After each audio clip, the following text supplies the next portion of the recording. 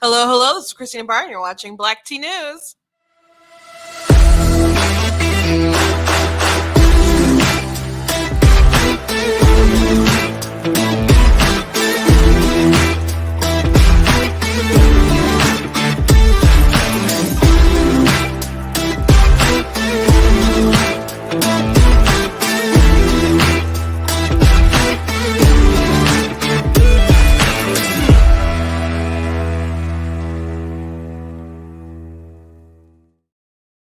Hello, hello. Welcome to Black Tea News. I'm your host, Christina Barr, and today we're going to be talking about Kanye went on Kanye West, now known as Ye, went on Tim Pool's show to talk about I guess Tim expected him to talk about quite a bit of things, including the dinner, because that was hot news. It happened became a big story last week and has progressed into like a week-long story, and now it continues to build. And he wanted to know more about what happened, but Kanye just kind of rage quit and left. So we're going to be talking about that conversation, which it wasn't long. They were only there for like 20 minutes, but it still gave some good insight to at least a couple of questions that people had, which I already wrote an article about on blacktnews.com. You guys can check that article out, but we'll be talking about what those things are. Also, Big Tech Censorship, Big Brother is coming for folks. Elon Musk is saying that Twitter is that the Apple is talking about removing Twitter from the App Store, which would be a big blow. I mean, similar to what happened to Parler. Of course, Parler is a much smaller site that was trying to take off, but that's what happened when they took it from the App Store, is that really put a dent in the application. And would be no small thing if they decided to remove Twitter from the App Store with Apple. Also, Google is making millions of dollars investments into fact checkers, which is going to be another big push for censorship as well. I mean, if you guys follow my pages and stuff, you know just how silly the fact checkers can be, and they'll fact check things that I didn't even say. They'll just associate, well, this got fact check on here. I'm like, but that's not even what I said. You just are assuming I said the thing that you fact checked on. It's really bizarre. Also, a U.S. official, who I suppose is transgender, Sam Brinton, he was arrested, he was being charged for stealing a suitcase of women's clothing. So I wonder how many times he might have done this. But it's an interesting story in the least bit. So we'll be talking about those things today. Before we jump into it, I want to encourage you guys to go to blacktnews.com, check out different content on the website. Check out different merch that we have on the site, like the "You Are Not That Special" merch. We got the "My Money, My Business" and also black tea mugs and all kinds of other stuff you guys can check out. Tomorrow I will be at a book fair slash art event at OU University. So if you're in Michigan, in the southeast kind of area, and if you want to pop in and get one of my books, and I do have plenty of them. Let me just show you my picture with all my books that are currently published. You guys can get one signed or how many that you want, but I'll be there. It's from 9 to 4. So you guys can see me and get some cool stuff. Also want to mention that I have my book, of course, Guys Blatantly Against Abortion. I will tell you guys when that's up for pre-order, but I'm trying to get in the habit of just mentioning it all the time as I get into promotion season. But it deals with theology, biology, philosophy, why we need moral absolutes, etc. So it covers a lot of bases. Definitely could expand and write more on the topic, but I really felt like this was a big need, so I went ahead and I wrote it and I finished it, and You guys will really, really enjoy that. If you like what I do here, please consider leaving a donation at blacktnews.com/donate. Cost to stream, cost to run my website, all that good stuff. And if you guys want to help with that overhead, very much appreciate that if you're willing to do that over at the website. And also getting merch also does help. But thank you guys for liking, sharing, subscribing. All that does really help as well. So also want to thank Bright Mission Pack. I'm in their studio. If I say something today that triggers you, they don't care. I don't care. It doesn't work like that. They just like to uplift conservative voices. So, um, I forgot I was gonna mention this yesterday because usually I like to start off with something funny, some kind of meme of the day. I didn't have a meme, but I just the other night I went to KFC, and so they must have ran out of buns, but they certainly didn't tell me. And I got home, and that's what I had there, and that's totally not a bun, obviously. And so I had shared it on my personal page. And I went ahead and shared it on, Black Tea, and the comments that were very, very similar. So many people commented that it identifies as a biscuit. That was like the number one comment over and over and over. Like, it identifies as a biscuit. There was a comment that I also liked that those are biscuit seeds and I have to plant them. And someone also said it was a Biden biscuit. I thought that one was pretty funny. But yeah, it did me dirty. I understand that like I was like the last customer of the night, like zipped in there as things were closing. So if they were out, they were out, but they just did not tell me what the situation was. And so when I got home and saw that non-biscuit, I was like, really? But anyway, you guys are funny. You guys are funny. Um, a, l- a little tad unoriginal, I guess. So many people commented the same thing. That it just identifies as a biscuit. So I just wanted to share that I thought it was humorous. You guys made me laugh.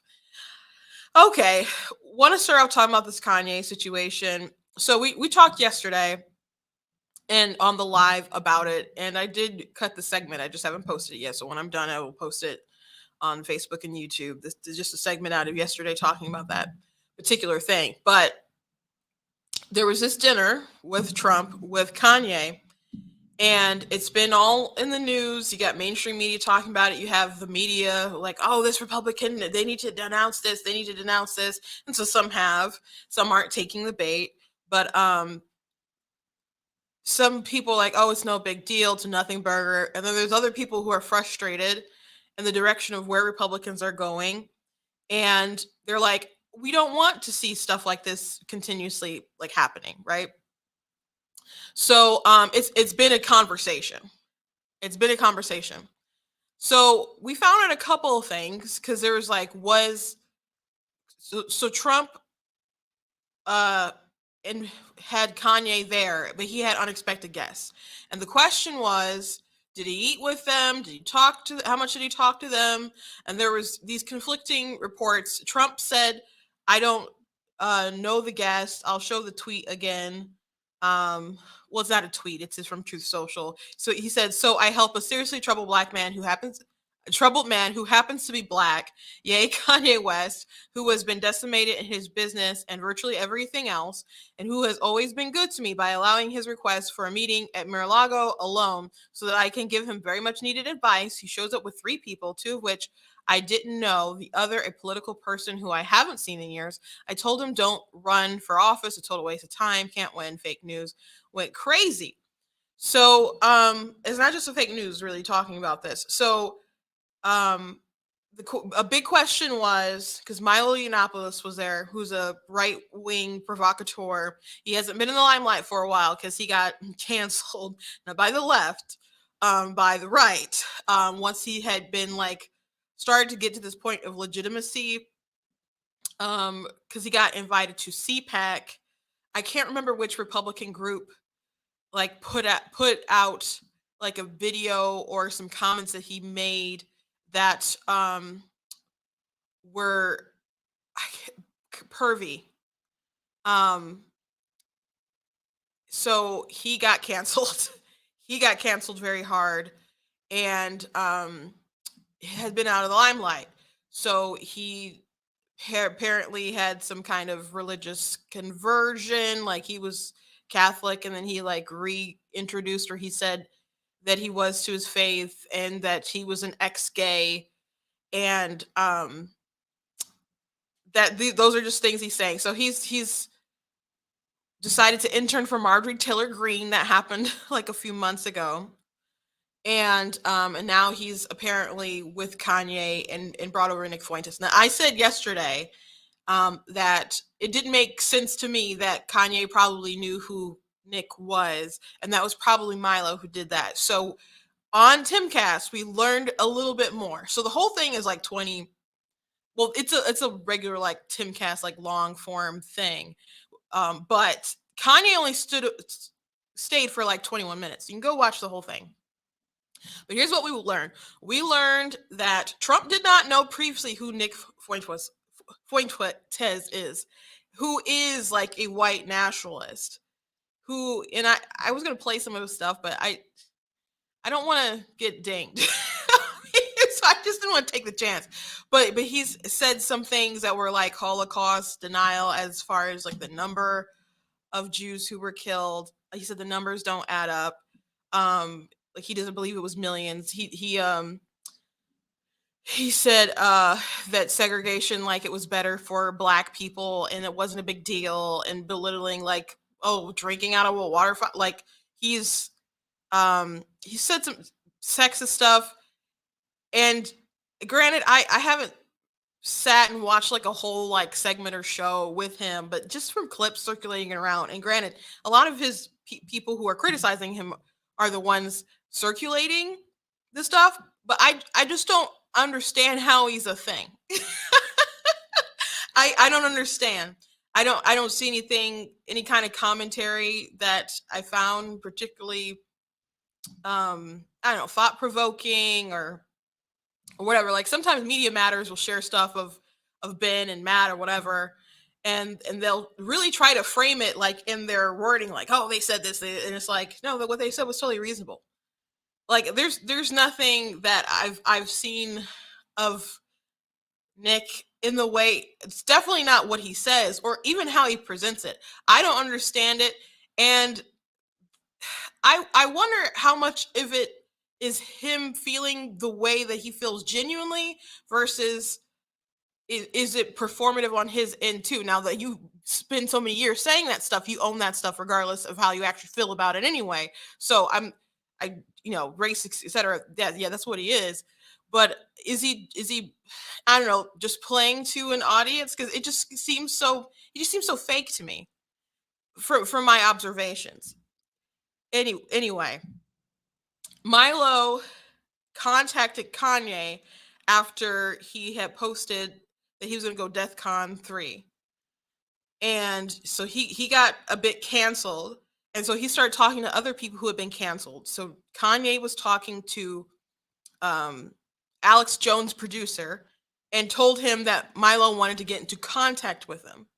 So they got into contact, and now Milo is his campaign director. And Milo wanted to include Nick because he thought he was so brilliant, etc. So they've joined together, and so Kanye says that he thinks Nick is brilliant or whatever. And so he is like roped his lot with them, which is a terrible move on his part.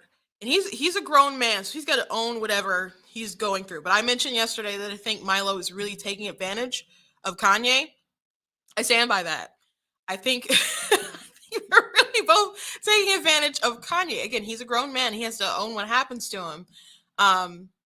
But I definitely think that they're taking advantage of him.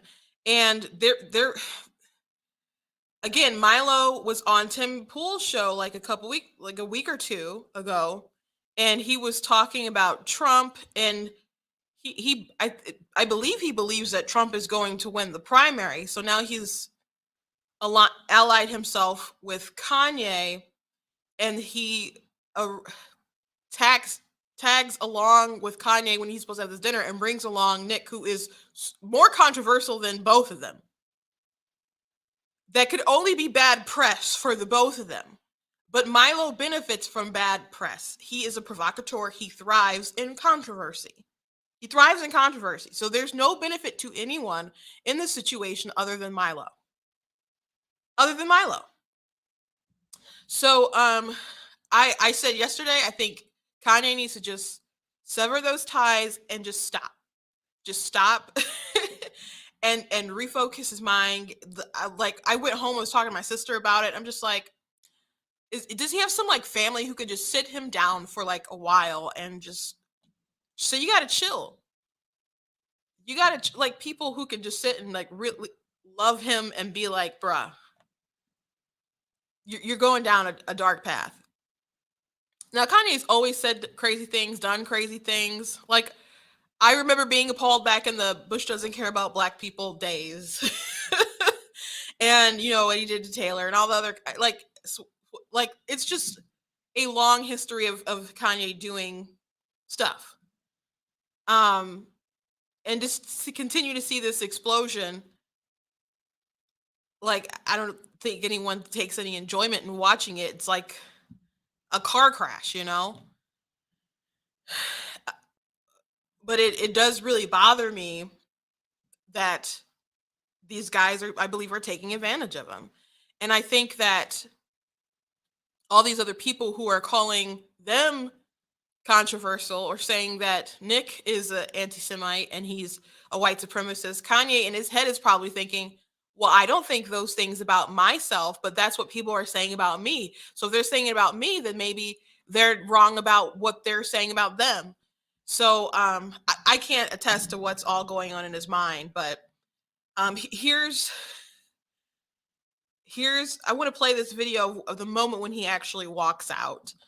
And you got to understand, Tim Pool was just going to have this conversation, and he wanted to talk about the news and what happened at the dinner, because they're a topical news show and they invite guests and they talk about the news, right? And so they were going to talk about the Mar-a-Lago thing. That is a very newsworthy thing. He wanted to touch on some other stuff, but he did want to eventually get to that stuff. And he let them know, like, hey, if you mention it, I'm going to push back on you. Like, okay.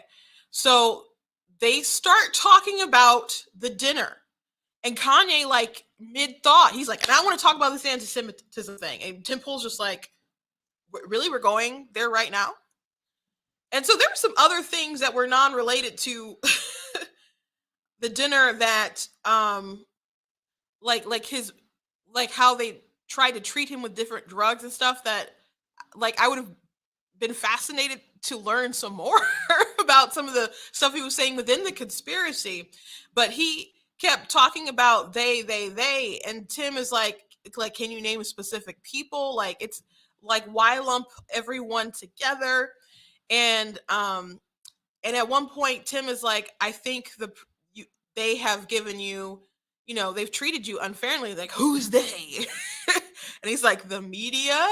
So, and it was just that simple, that everything just kind of was like shifted, and they're like, we can't take anymore. So here's how the conversation ended. I think they've been extremely unfair to you. Who was they though? We can't say they is, corporate can we? press. I'm not using I don't use the word as the way I guess you guys use. I'm talking. It is about them though, isn't it? I mean, because No. because when you think about it, consider it. In 2018. What do you mean it's not? What do I mean? Like, okay, so how about, are you leaving? Are you referring to the press? He's gone. I'll say it right now. Yeah, so that's how that's how it ended with Kanye, and then Milo was like, I'm gonna go check up on him. And they didn't show, I don't think they showed Nick getting up, but they all left. And at one point, you know, Tim continued talking on about it. He's like, you're not gonna say those things and expect that we're not going to respond. And which they let him talk quite a bit. Some people are criticizing Tim, but Tim wasn't controversial. He didn't push it at all. So he wasn't pushy, I guess, but he did push back and just really asked him to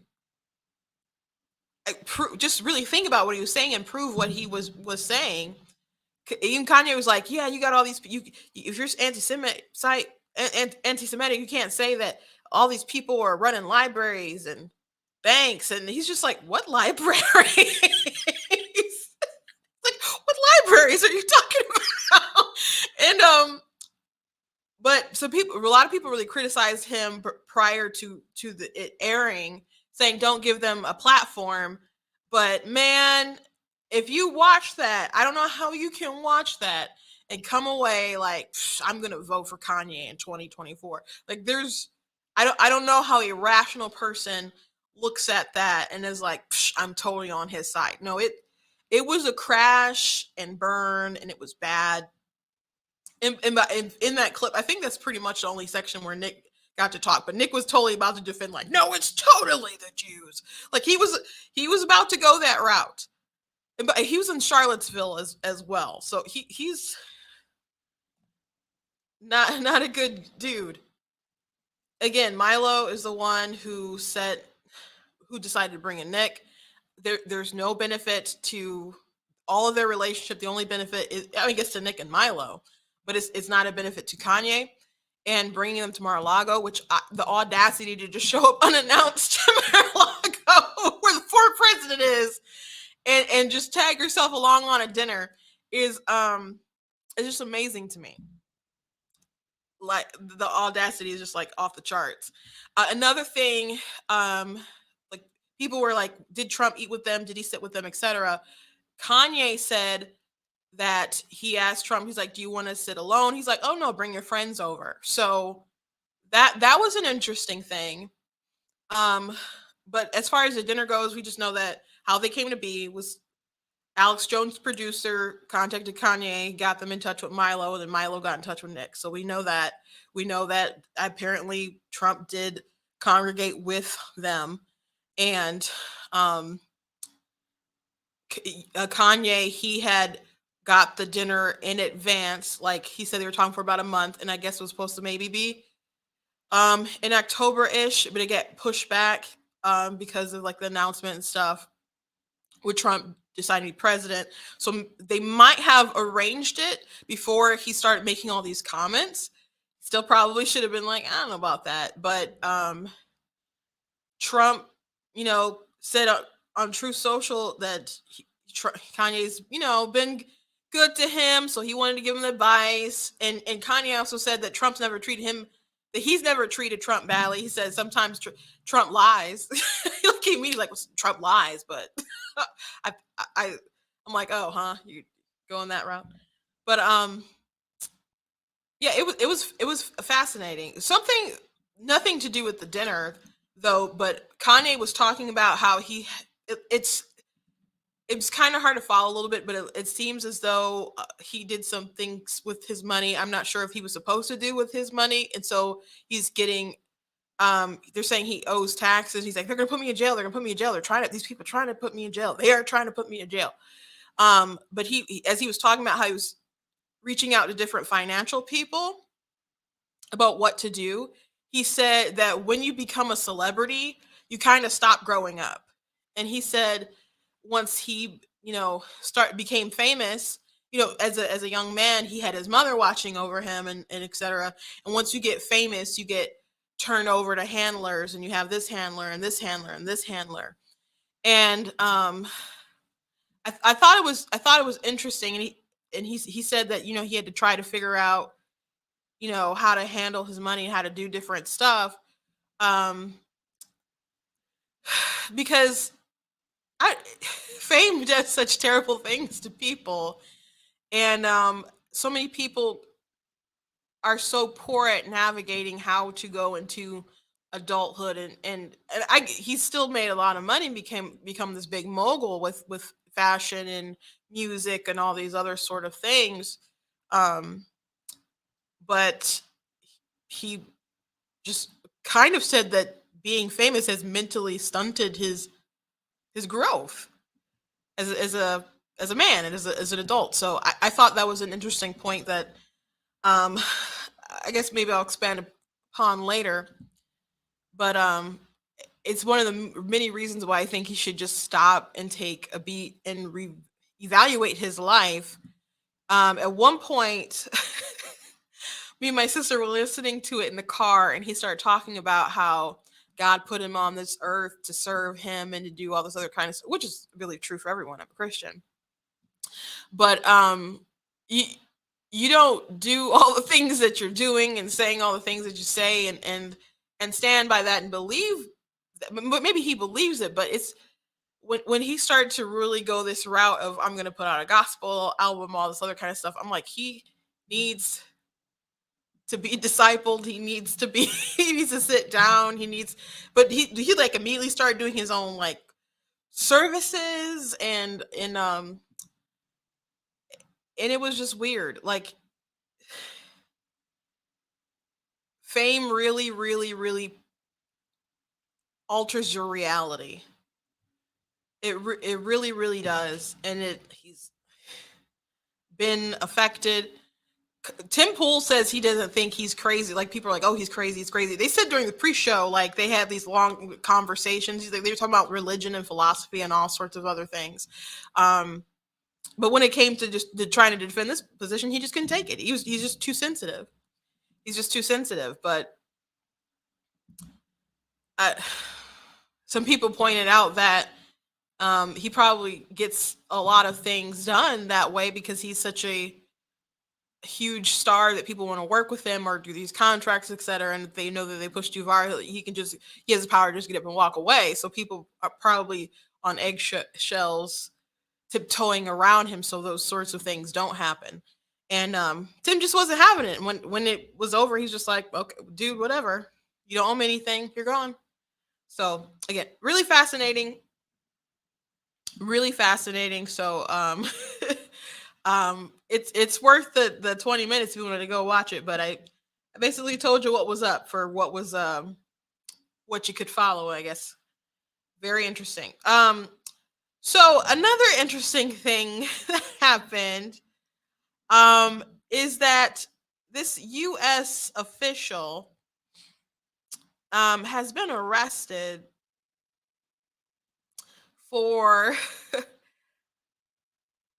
taking a suitcase. And this suitcase, he's a man. This is Sam Brinton. And he took a bag of women's clothing and is being charged for it. And since it was like an airport, it's like I believe that's why it's like a federal crime. But this is from the dailymail.com.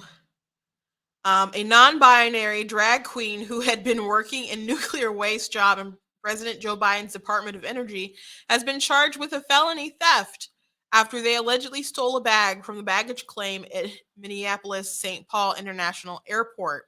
Sam Brinton, whose full title as the Department of Energy's Deputy Assistant Secretary of the Office of Spent Fuel and Waste Disposition, is accused of taking the bag in September. They are currently on leave of absence from their DOE job. If found guilty, they could now face 5 years in jail, a $10,000 fine, or both. After Britain made headlines earlier this year after proudly announcing on LinkedIn that they had become the deputy assistants of spent fuel and waste deposition in Department of Energy. The 34-year-old scientist, who is the first non-binary person to accept a position in federal government leadership, has not been at work for at least a month, with Kim Petrie, the acting deputy assistant secretary for spent fuel, standing in. Petrie told co-workers she had been asked to stay on as head of the spent fuel office for the foreseeable future by Catherine Huff, assistant secretary for nuclear energy. I should have another update for all of you in a month or so, Petrie wrote in an email as seen by Exchange Monitor. It will no doubt depend on what occurs in Britain's next court hearing on December 19th. In a complaint from October 27, it is alleged that Britain was seen caught on an airport surveillance camera removing a navy blue hard-sided roller bag from a baggage claim carousel. On the same day, the bag was reported missing by a woman earlier in the day. After reviewing several surveillance videos, she identified the bag as hers, adding that the total value of items in the allegedly stolen bag was roughly $2,325. I guess there's some kind of comfort knowing that your bag is stolen, and they are actually look at surveillance videos, and was able to actually go through the case and find out who took the bag. I don't think I've was there. I think there was one time our luggage was. I think when I went to the Philippines, maybe there was a bag that was missing for a little bit. I think there was like a one altercation, I think when I traveled with my family, where a bag was gone for a little while. But obviously not stolen. um, but yeah, people always complain about baggage claims. So it is interesting that they were able to crack this case.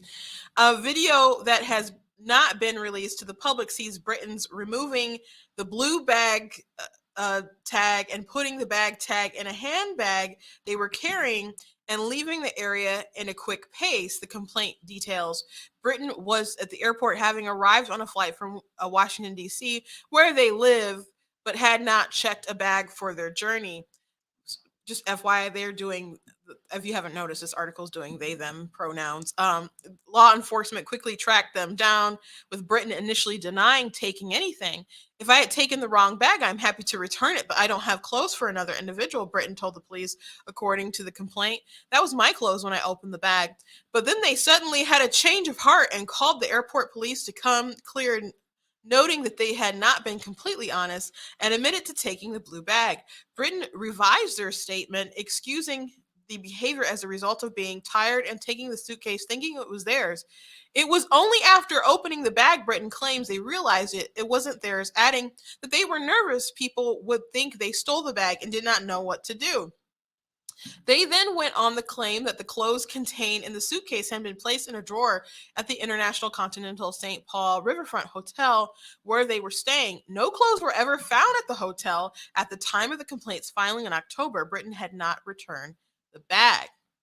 Britton, an MIT graduate who specializes in nuclear power and energy, is also an LGBTQ activist who has been open about their advocacy work and unconventional sexual proclivities, such as animal role play, on social media. Photos shared online to show them wearing American flag heels and sparkly dress while standing over three people role playing as dogs. They are also known to perform as Sister Ray D. Active while participating in a group called the Order of Perpetual Indulgence, a nonprofit group of drag queens who dress up as nuns to raise awareness of sexual intolerance and transphobia. Britton has held various roles in the energy field prior to the latest position and also served as a nuclear waste advisor in the Trump administration.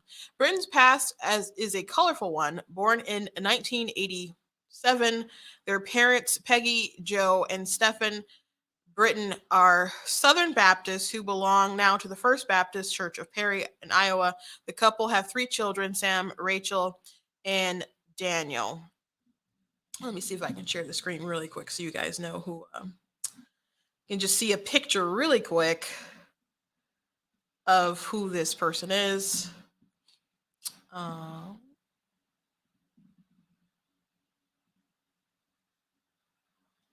Yeah.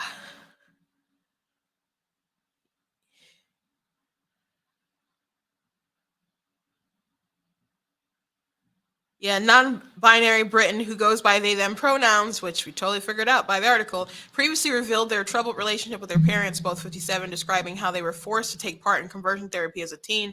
Britain also recounted how they were told to leave the family home in Perry, Iowa, after coming out to their parents as bisexual for a second time while at college, forcing them to move in with the uncle in New York. Britain who is the first gender fluid person to serve in a deputy assistant secretary role, grew up in Sanford, Florida, and Perry, Iowa. In 2018 op-ed, Britton told how they first came out in middle school and then was forced to spend 2 years having conversion therapy at a discredited form of counseling that aims to convert gay people to straight. He described it as torture. Let Just scrolling through to see if they say any more about the case.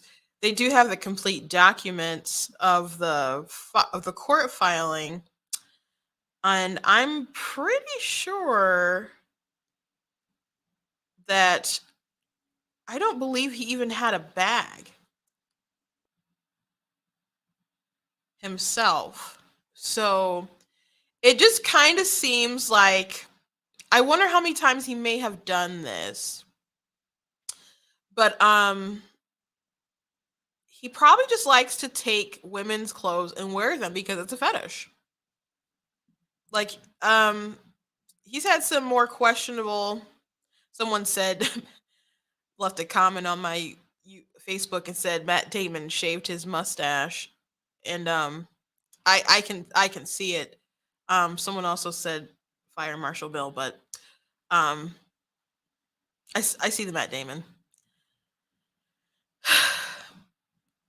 It just really seems like it's probably a fetish, and I wonder if he's done this more than once. Someone said his fashion sense makes sense when you just kind of realize he's just taking people's clothes and putting whatever and taking whatever. So they didn't recover the clothes at where he said that they were, and he probably got rid of them or ditched them once he was like terrified that he was going to get caught or whatever. But I assume he probably just likes to wear women's clothing, and who knows what he probably did with their underwear and all kinds of other stuff.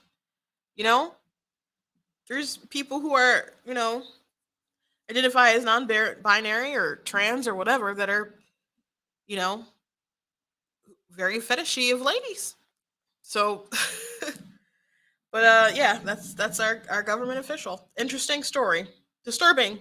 I heard that people suggest that when you go to an airport, you should really have non-expensive bags because that makes you more of a target for people stealing it. Now, again, I think it's kind of comforting that they figured out the case and, tracked it and whatever. And it came back down to this U.S. official. Who knows if he'll actually get jail, or I wouldn't hold my breath for that. Probably the fine, or if even maybe a smaller version of the fine. I don't know what's mandatory, but I think they're gonna send him to jail if I had to just guess. Who knows? But at least they cracked the case, I guess. But you probably should have, sturdy suitcases that aren't gonna be obvious. Let me take this bag. So, just a little piece of advice in our really crazy, messed up world. Moving on. There's been a lot of changes at Twitter, and Elon keeps hinting that he's going to reveal a lot of stuff, like the full bias. He says he's going to show all the information regarding the Hunter Biden laptop stuff, and he thinks it's important to reveal just how far to one side it was on the platform. And I think that's probably like a huge reason as to why they didn't want Elon Musk to buy it, and why so many people were flipping out, why so many journalists are against it, and against him, and so many advertisers were fleeing, and why so many people are pressuring advertisers to leave, because they don't want him to reveal all the secrets and the tea. And maybe they don't. On one hand, they're probably going to shrug a lot of this stuff off. Like when bad stuff happens and it comes out, they just kind of shrug it off and act like it's not a big deal. Like the Hunter Biden laptop story I believe it was a pretty big deal, especially since there's clearly there's clearly an interwoven details of Biden and Hunter. So, of the father and the son, they even like shared accounts together. Like Joe Biden like accidentally kind of paid for some of his hookers. Like they're very intertwined. So for people to pretend like it wasn't a big story, it was big enough for them to censor and to not want it out, and to have all of these national security advisors and folks and experts to say, hey, this is Russian disinformation, knowing full and well that it was real. And CBS like did a story like last week, and they're like, oh, we can confirm this laptop is real. It's like, are you alive? Have you been alive? Because we've already known that it was real. And everyone should have known that it was real from the like 100%. I will give you that. I thought it was weird hearing stories about Rudy Giuliani having this laptop all of a sudden. I thought it was a weird story, but stuff would come out about it, and people would confirm different emails, etc. Like someone posted one conversation with Hunter and Frank Lutz. I think the post. I wouldn't say he's a pollster, but he does like group analysis when there's like elections and other stuff like that. So he had a conversation with Hunter, and someone pointed out, and then Frank, like, it was nefarious, and Frank just tried to explain it, and I'm like, okay, so he just confirmed that was true. And there was other instances. I'm like, okay, so there's real things in here. So why is everyone pretending like it's not real? And then the Biden White House, they would just kind of play these games like, well, it can't be true because it's not on the schedule that this thing said the schedule happened. I'm like, but why would you put that on the schedule? But they wouldn't come out right and say, yeah, everything's fake. It's not true. They didn't do that. So I'm like, this is obviously real. And then people said that they had copies and they would give it to other people, and the FBI had it in their possession. Like, people knew that it was real. They just lied and pretended like it wasn't. So if I'm saying this to say, if Elon just spills a huge amount of tea, they'll act like it's not a big deal. Or they'll be like, well, it happened, but it's a good thing. That's their MO. That's their MO. So I think that's only a little bit of why they're mad that Elon has Twitter, but I think they're also mad because they consider Twitter to be theirs. It is a huge platform, and they want a monopoly of information that people have. They want to be able to have such influence over the population to, like, you think what we think here. You think what we think here. Oh, you're saying something that we deem as misinformation? Let me get you censored. Let me get you shadow banned. Let me get you kicked off. Like, I shared this, we talked about this tweet the other day from the UN, and they said words can be weapons, and all these people were mocking them. I'm like, they're right. They're correct. Words can be weapons. That's precisely why they want to censor you. People are mad because Elon Musk said that they're no longer going to have misinformation policies regarding like COVID and stuff on Twitter, and then someone was a verified checkmark person was like, oh, there goes Pfizer, like they're not going to advertise anymore. And they're like, aren't you just kind of admitting something? You're admitting that these companies give money to these platforms as long as they will censor information regarding like vaccines and other stuff. Like, that's what you're admitting. That's the implication. So people don't like that he doesn't want to play their game, that he's going to allow a free flow of information because they don't want to have equal ground. One of the people on Timcast show once said, Tim Pool show. It's Timcast is the show, but it's Tim Pool show. They said that once you have privilege for so long, once it's removed and you have equality, it seems like you're being treated unfairly. It's me paraphrasing, but it's so true. So they feel like something has really been taken away from them. One of their favorite playthings, where they could push information in so many different ways. Think about how many politicians have been like challenged just from social media. Like, when Biden decided that he was going to flip all of a sudden on the Hyde Amendment, that was like a bunch of like Twitter folks freaking out. And he's had this long held position about not funding abortion because he's a Catholic. And it's like, well, at the very least, if it's a necessary evil, don't make people pay for it. He's had this very long position. He got pushed back a little bit from people, and his folks went on like news programs, like that's how he feels. That's how he feels. And you had like online outrage from the folks, especially like on Twitter. And all of a sudden, he's on the debate stage with Bernie. It was like, I only supported the Hyde Amendment because it was tied up in other bills. Just a flip of a moment to have that much power to change a strongly held belief. This man has been in politics for decades. Decades. since, since the end of Vietnam. Like for such a long time. And they bend so easily. Think about how much power they give their Twitter mob and the verified checkmark folks at Twitter.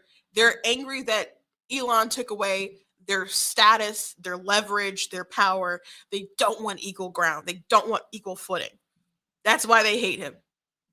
And so Apple is considering taking them off the App Store.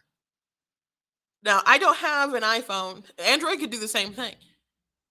Who knows? If they partner together, that's if Apple does it and Apple's able to do it successfully without some kind of backlash, congressionally or something, why wouldn't Android go ahead and do the same thing and basically cripple Twitter? Now, Elon Musk said he will build his own phone if they do that. That's still going to take some time, though. That's still going to take some time. But that would be a huge shakeup if they did such a thing. And Elon Musk said that they're not even saying why they're talking about removing it. Now, he showed some numbers the other day. He said a lot of like the hate speech or whatever has gone down. And a bunch of users have jumped up. And it was some pretty good numbers for Elon and the direction of where Twitter is going. So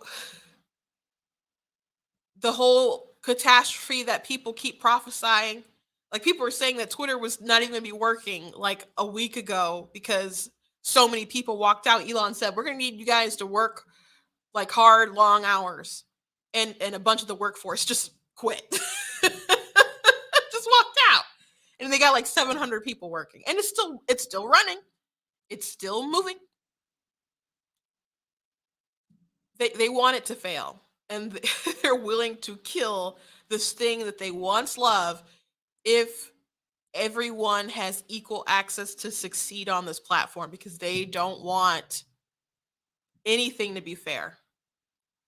So if Apple does this, that would be just an astronomical blow.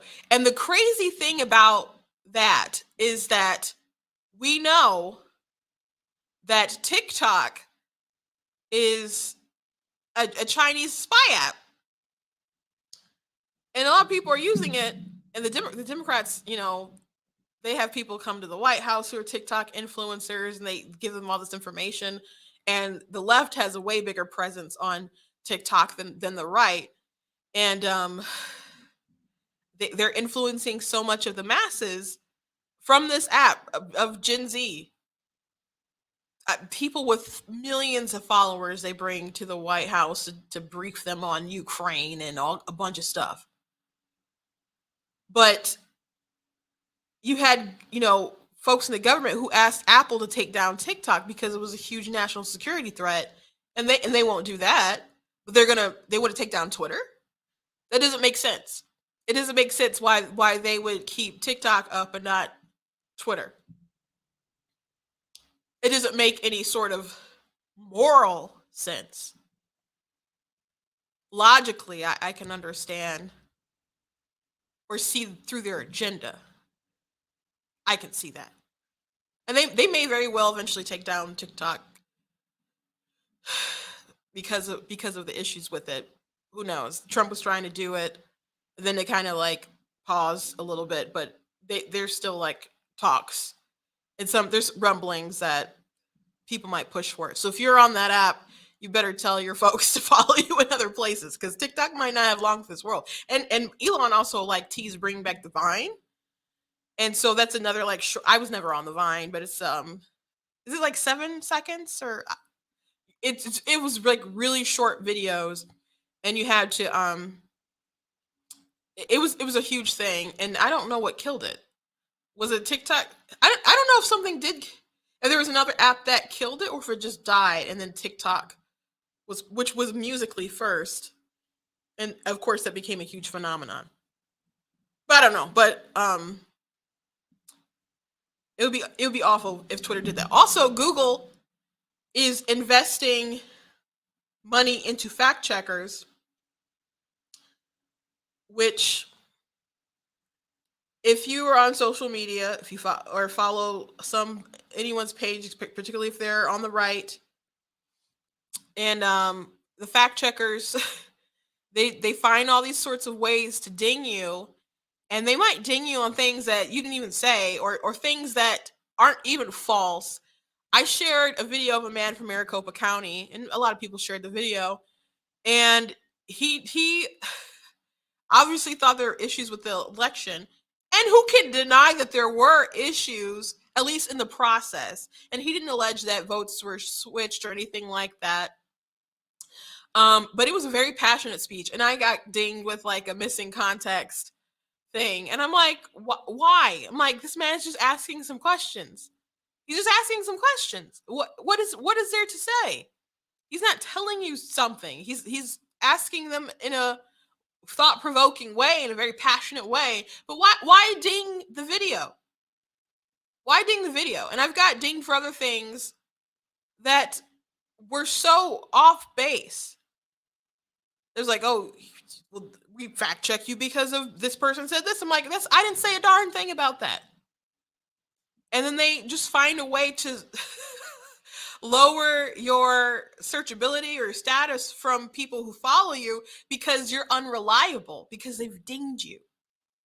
So Google tweeted, "We want to help people access quality and accurate information online. Together with YouTube, we're announcing a $13.2 million grant to factcheck.net for a new global fact check fund."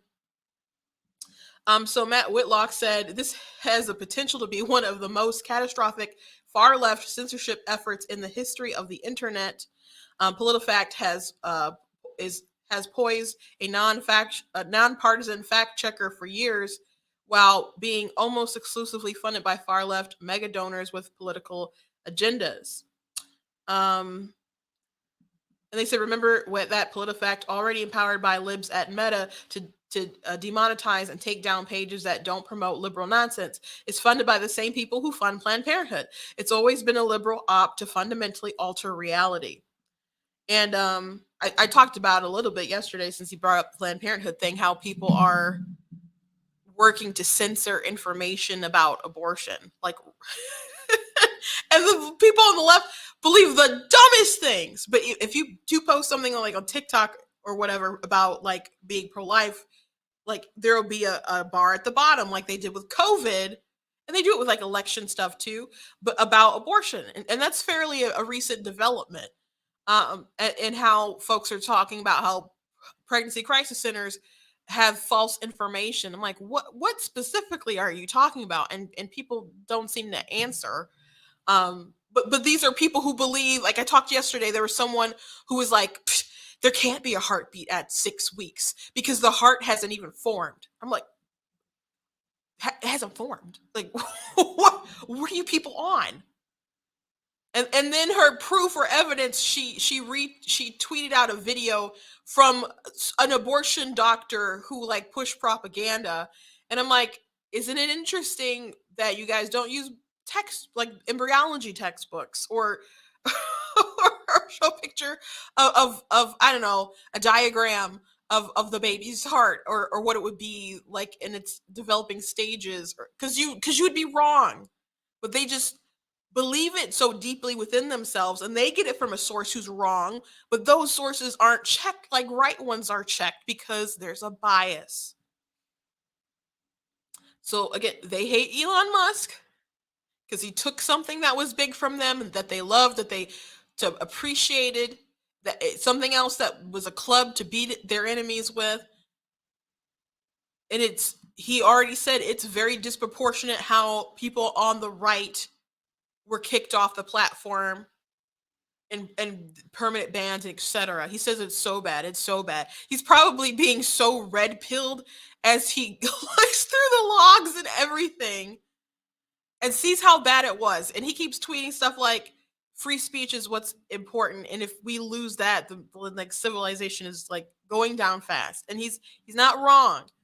But we're gonna have to build something better than Google. If Google, they used to have this their motto used to be don't be evil, and that ain't how they are.